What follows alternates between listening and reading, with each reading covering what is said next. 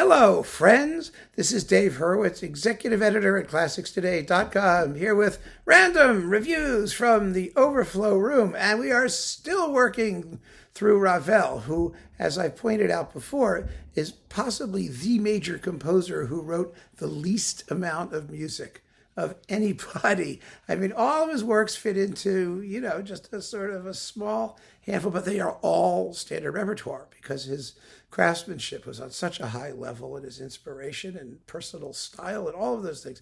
But still, we do wish once in a while that he'd written some more stuff. And so some people have taken that to heart, as for example, right here.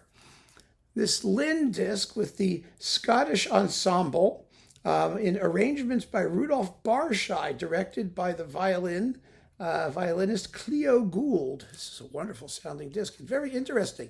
What you get is his Ravel's Petite Symphonie à Cordes, his little symphony for strings. Well, as we all know, Ravel didn't write a little symphony for strings, but he did write a string quartet in F major. And here it is, arranged for strings, along with the Shostakovich Chamber Symphony, Opus 118A from String Quartet number 10, also arranged by Barshai. Well, what fun this is. It makes wonderful sense as a piece for small string orchestra, as so many string quartets do. Oh my goodness, I think we had a cat just jump on something over there. Okay. Anyway, really, it's remarkably fine. And the sonics are great. And yeah, so if you want to hear like a little bit more Ravel, it's really not more because it's the same as the string quartet, but it's beautifully played. Go for it. Why not? Then we have, what's this? Oh, Charles Munch and the Boston Symphony. This was an RCA Gold Seal, their mid-priced label. One of the interesting things about going through all this Overflow room stuff is we get to see how things were packaged and sold over time. I'm kind of a historian of reissues and things like that way. And it is interesting. So we get Bolero, the Rhapsody Espagnole, the Pavane for a Dead Princess, La Valse, and the Mother Goose Suite. Now, I have said many times, I'm not usually a big fan of Munch's Ravel. I think it's just a little bit, I don't know, it's a little bit lacking in fantasy, maybe that's the word, except for his Daphnis and Chloe, which is great. And also his La Valse here, which is just exciting as hell. It's terrific. The other stuff I can take or leave, but it's not bad. Of course, it's the Boston Symphony, and there's nothing not to love. This was recorded in 1958 and 1962. The sound is terrific. It's, of course, in the big Munch box now and in a zillion other reissues, some of which we've already talked about. So there was a twofer in France. Oh, speaking of reissues that we've already talked about, well, another fora, actually. This is the Jean Martinon Ravel Complete Orchestral Music, which is, of course, one of the great ones. But there's a lot of Martinon Ravel. There's the RCA Martinon, and then there's this Martinon on EMI, a double forte. This is all the orchestral music, basically. Well, not all of it, but most of it, let's put it that way, with the Orchestre de Paris. And what you don't get is the Daphnis and Chloe, but you do get one of the greatest ever Mother Goose, the whole ballet. Oh, it's gorgeous with the harps at the end, just going, it's one of those things that proves that there are always things to bring out in music that we know very, very well. Because I remember when I first heard that, I went, wow! I used to play the piece on the piano.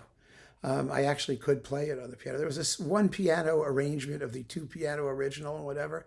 And the very end, when the orchestra's going da bum ba ba da dum ba ba, the piano's going rip rip. You're making these glissandos up and down with your right hand, and I never thought I would hear those. I didn't even know that there was an approximation to them in the orchestral suite.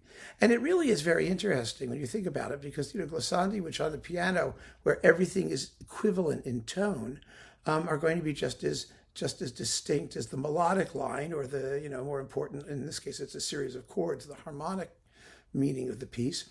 And yeah, he actually did give those glissandi to the harp all by itself, where everyone else is forte, and it's a small orchestra, right? There's no trumpets or trombones or anything like that. It's just a couple of horns, But you've got a loud cymbal roll, the glockenspiels glocking, and everyone else, the strings, the full string sections go, but you hear it here. And you hear it here like you hear it in no other performance ever recorded.